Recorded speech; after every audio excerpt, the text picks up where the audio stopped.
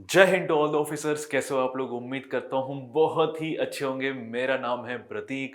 Welcome to Galaxy Classes. दोस्तों, आपने movie का बहुत ही शानदार ये डायलॉग तो सुना ही होगा, 25 दिन में पैसा डबल। हमने हेरा फेरी में अक्षय कुमार को ये डायलॉग देते हुए सुना था। कुछ ऐसा ही सिनेरियो हमें आज के इस इवेंट में देखने को मिला है। हाल ही में दोस्तों, यूएस के दो डिपार्टमेंट ने बड़ा ही गंभीर आरोप लगाया है इंडियन टाइकून गौतम अड्डानी जी पे, धोखाधड़ी का भी और यहाँ पे रिश्वत देने का भी आरोप लगाया है।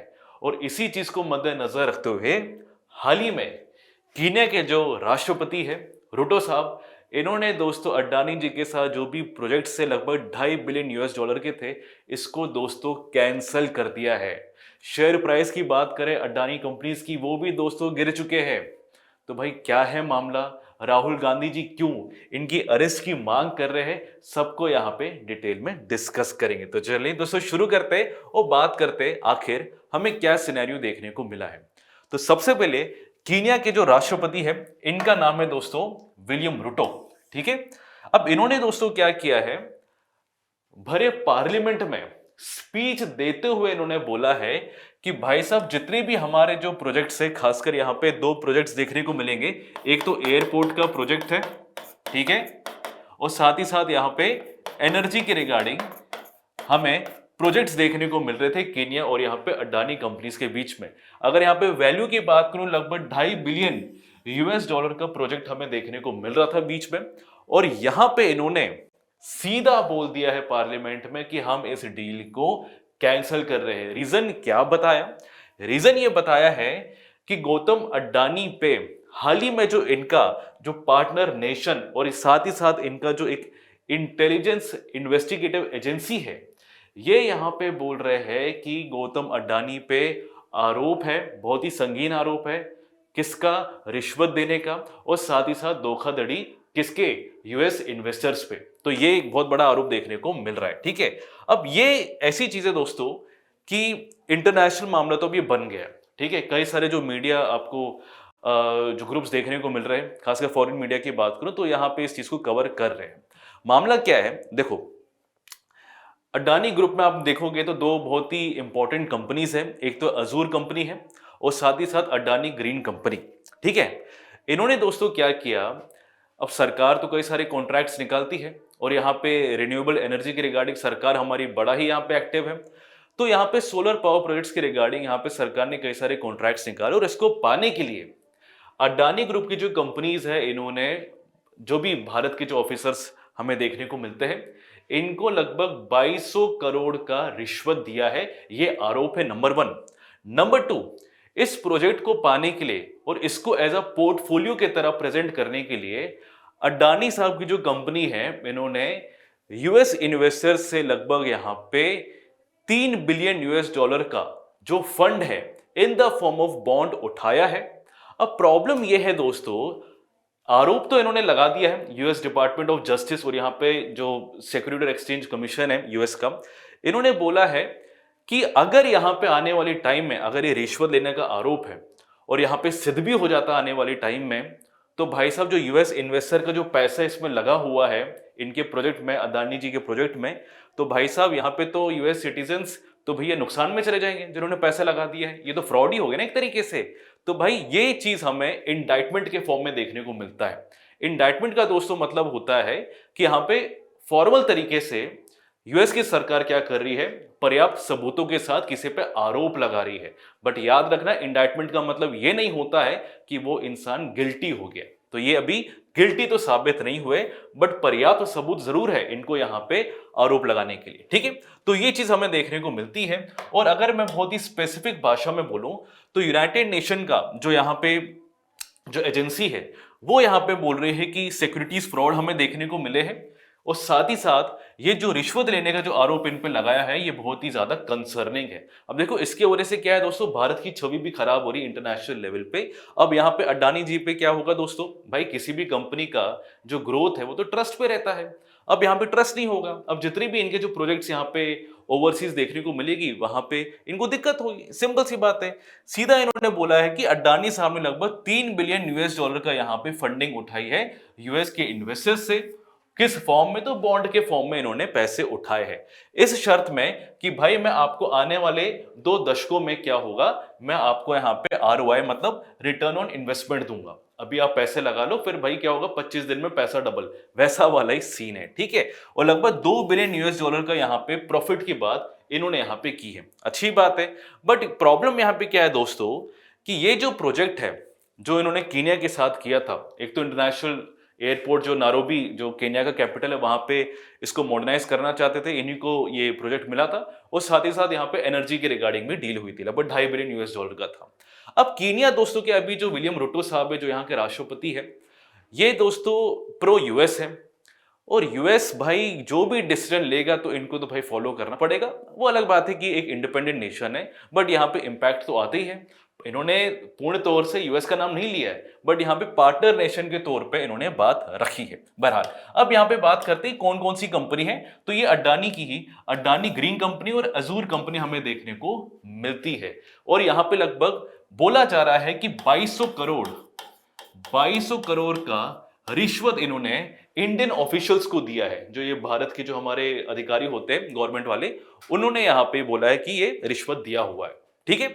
अब यहाँ पे बात करें दोस्तों कि इन्हीं के साथ इन्हीं के जो नेफ्यू है, इनका नाम है सागर अडानी, इनको भी दोस्तों सिमिलर केस में यहाँ पे ये आरोप मतलब इंडाइटमेंट यहाँ पे लगाया गया। टोटल 8 लोगों पे आरोप है, इंक्लूडिंग इनके नेफ्यू हो गए सागर अडानी और ये गौतम अडानी साहब भी। चलो बहुत बढ़िया, आगे यहाँ पे बात करते हैं कि अब यहाँ पे ये जो फैसला है और इसका जो फ्यूचर इंपैक्ट है ये हमें क्या देखने को मिलेगा, ठीक है। अब भाई साहब हिंडनबर्ग की हमें रिपोर्ट पता है, बहुत पहले भी आ चुकी है।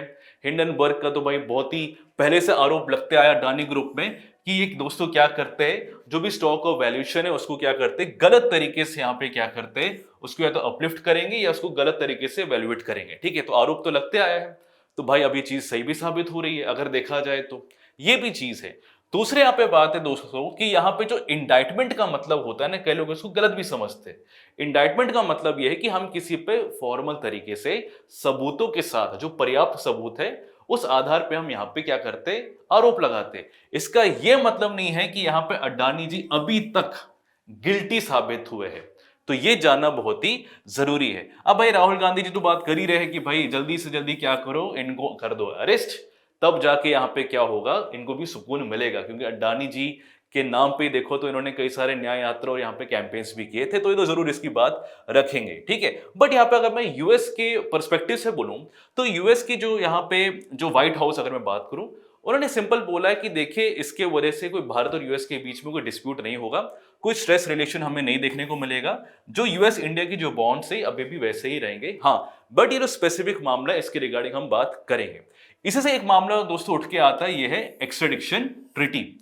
अब देखो एक्स्ट्रेडिशन ट्रीटी का दोस्तों मतलब ये होता है कि ये एक ऐसा समझौता है दो कंट्रीज के बीच में, जहां पे अगर किसी कंट्री में किसी भी व्यक्ति के खिलाफ अगर कोई आरोप लगता है और यहां पे वो कंट्री चाहे तो वो उसको बोल सकती है कि भाई साहब जो एक आरोपी है जिसको हम मानते हैं वो आपकी कंट्री में है, तो प्लीज आप उसे हैंड ओवर कर दीजिए हमें।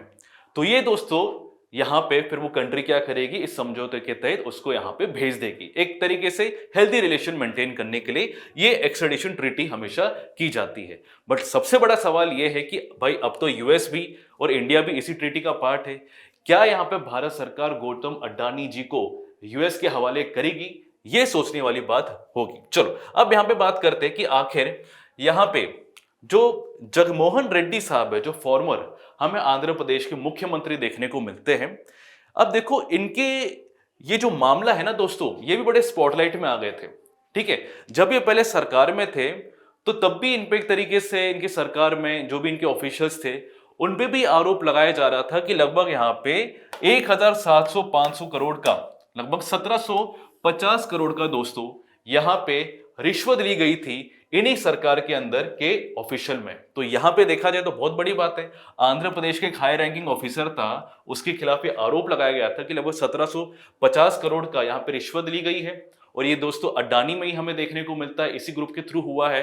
तो ये देखने वाली बात है दोस्तों कि ये जो solar energy corporation of India जो ये दोस्तों कॉन्ट्रैक्ट्स निकालते हैं, इसको पाने के लिए अडानी साहब ने यहाँ पे कितना यहाँ पे पापड़ भेले हैं। देखो ये मेरा व्यू नहीं है, ठीक है, ये मैं यूएस के एक तरीके से पर्सपेक्टिव से बता रहा हूं, तो मुझे यहाँ पे कोई आप परेशान मत कर देना, ठीक है। तो जगमोहन साहब ने यहाँ पे बोला है सिंपल कि भाई हमारे ऐसे कोई नाता वाता नहीं है, मैं यहाँ पे एक तरीके से क्लियर स्टांस कर दूं कि इसमें मेरा एक तरीके से कोई भी इंटरफेरेंस नहीं है, तो मुझे यहाँ पे क्या करो, परेशान मत करो, ये इनका यहाँ पे कहने का मतलब है, ठीक है। अब बात करते हैं कि भाई जो कीनिया के साथ जो हमें 2 डील्स देखने को मिलती है अडानी ग्रुप के इस कोलैबोरेशन में, तो दूसरे कौन कौन सी डील थी और क्या यहाँ पे इसका पूरा फीचर था। तो सबसे पहले दोस्तों बात करें यहाँ पे एयरपोर्ट प्रोजेक्ट की, ठीक है।